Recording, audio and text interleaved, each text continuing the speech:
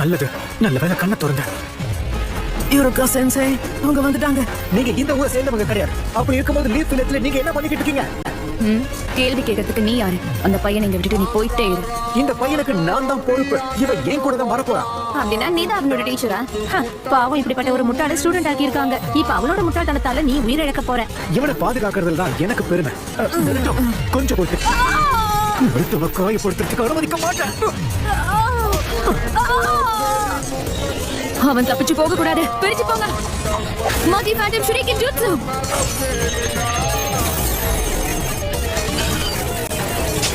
தப்பிக்க முடியல. பந்தயத்துக்கு நாங்க வரலாமா? உன்னை கொல்ல வேணாம்னு பாக்குறேன்.